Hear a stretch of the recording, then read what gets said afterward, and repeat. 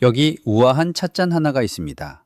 모락모락 김이 피어오르는 따뜻한 홍차. 그런데 이 찻잔 속을 깊게 들여다보세요.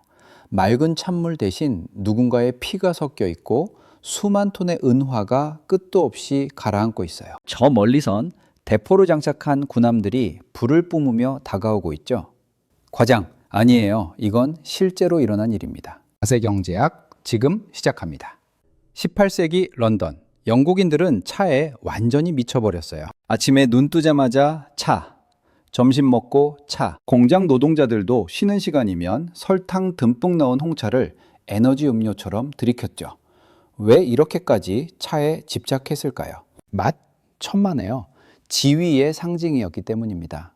차는 저 멀리 중국에서만 오는 귀하디 귀한 물건이었어요. 왕실과 귀족들이 우아하게 차를 마시는 모습이 유행하자 모두가 외쳤죠. 나도 저들처럼.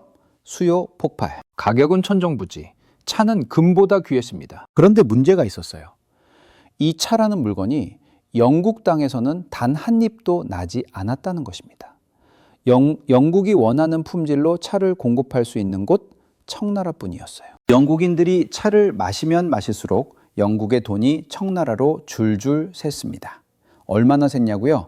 국가 경제에 비상이 걸릴 정도였어요. 특히 청나라와의 무역은 은으로 결제됐는데 영국의 은이 폭포수처럼 중국으로 쏟아져 들어갔죠. 더 기가 막힌 건 이거예요.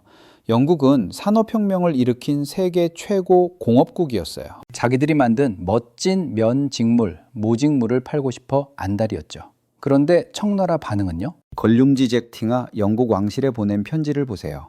우리는 땅이 넓고 산물이 풍부해 외국 제조품 따위는 필요 없어. 완벽한 무시당한 거예요. 결국 영국은 차를 사려면 오직 은만 들고 와야 하는 굴욕적인 무역 구조에 갇혔습니다.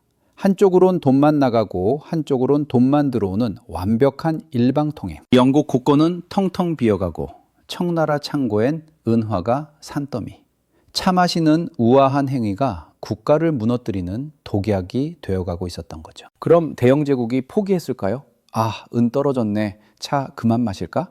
절대 아니죠. 이들은 해적의 후예들이자 세상에서 가장 잔인한 장사꾼들이었어요. 은을 다 줬다면 다시 뺏어오면 되지. 그래서 선택한 방법이 뭐였을까요? 인류 역사상 가장 추악한 비즈니스. 아편이었습니다. 영국은 자기들 식민지 인도에서 대량의 아편을 재배하기 시작해요. 그리고 이걸 청나라에 몰래 팔아넘기죠. 구조를 들여다볼까요? 영국은 차를 사고 은을 줍니다. 그 은을 되찾으려고 청나라 사람들에게 아편을 팝니다. 영국, 인도, 청나라를 잇는 완벽한 삼각 모역이었던 거죠. 소름 돋죠?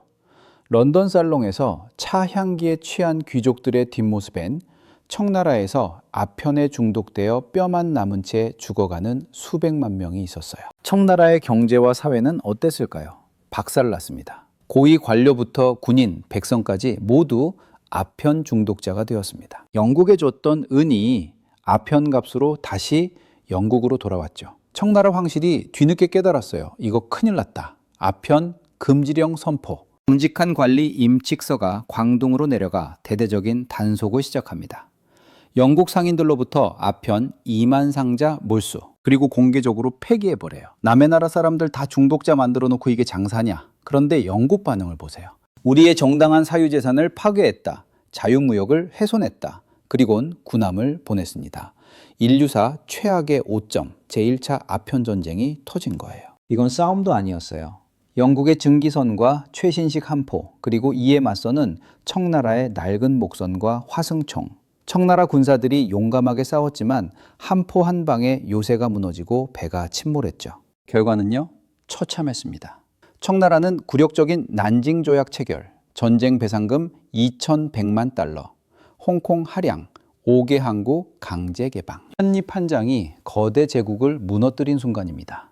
근데 차의 마력은 여기서 끝이 아니에요. 이 찻잎은 이제 대서양을 건너갑니다. 그리고 또 다른 폭발을 일으켜요. 오늘날 세계 최강국 미국을 탄생시킨 사건 중 하나로요. 시간을 조금 되돌려 볼게요. 당시 영국은 프랑스와 전쟁 중이었어요. 돈이 항상 부족했죠. 국고가 바닥나자 영국이 선택한 방법은 바로 식민지한테 세금 더 뜯어내기였습니다. 특히 아메리카 식민지 주민들이 즐겨 마시던 설탕, 종이, 그리고 차에 세금을 매겼어요. 여기에 재정난에 빠진 동인도 회사를 돕기 위해 차 직판 특혜까지 줬죠. 차 조례라고 불렀어요. 식민지 주민들 반응은요? 이건 독점이다. 우리의 동의 없는 세금 강요다. 대표 없는 곳에 세금 없다. 이 유명한 구호가 바로 여기서 나왔습니다. 대표 없는 곳에 세금 없다. 1773년 12월의 어느 추운 밤, 분노가 폭발했어요. 보스턴 시민들이 인디언으로 변장하고 항구에 정박한 동인도 회사 배에 몰래 올라탔어요. 그리고는 차 상자 342개를 전부 바다로 던져버립니다. 3시간 동안 버려진 차 무려 46톤입니다. 보스턴 앞바다가 거대한 찻잔이 되어버린 거죠. 보스턴 차 사건입니다. 영국 본토는 발칵 뒤집혔어요. 감히 대영 제국의 재산을 바다에? 즉각 보스턴 항구 봉쇄하고 강압적인 통치 법안을 쏟아냈죠. 하지만 이게 오히려 불에 기름을 부은 격이었어요. 억압받던 13개 식민지가 하나로 뭉쳤습니다. 영국에 맞서기 시작했죠. 미국 독립전쟁의 시작이었습니다. 놀랍지 않나요? 영국 귀족들이 찻잔 속에서 품격을 찾으려 할 때 그 차 때문에 제국의 가장 소중한 식민지를 잃었어요. 그리고 그 결과로 미국이라는 엄청난 거인이 탄생한 거죠. 자, 정리할게요. 차의 역사 3가지. 첫째, 무역 불균형의 공포. 한 나라는 사기만 하고 한 나라는 팔기만 하면 돈이 한쪽으로 쏠려요. 영국의 은이 청나라로 폭포수처럼 쏟아지면서 경제 시스템이 마비될 뻔했죠.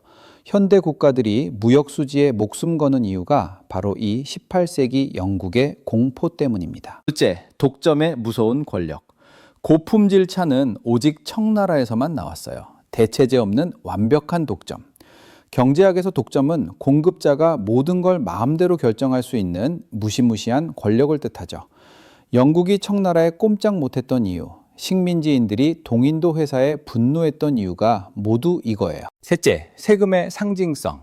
영국은 차가 생필품이니 세금을 올려도 사람들이 계속 마실 거라고 오판했어요. 하지만 식민지인들에게 차 세금은 비용이 아니라 정치적 권리의 문제였죠. 정당성 없는 세금이 임계점을 넘는 순간 소비자들은 혁명가로 변했습니다. 정리하면 소름 돋는 아이러니가 보여요. 영국은 차를 사려고 청나라에 은을 쏟아부었어요. 그 은을 되찾으려고 아편 전쟁을 벌였죠. 동시에 그 전쟁 비용을 메우려고 식민지 차에 세금을 매겼다가 지금의 미국을 잃었어요. 차 하나가 대영 제국의 번영과 몰락, 청나라의 패망, 미국의 탄생을 만들어낸 겁니다. 교훈은 분명해요. 특정 자원을 한 국가가 독점하고 그게 필수품이 되면 그건 단순한 상품이 아니라 국가의 운명을 결정하는 무기가 됩니다.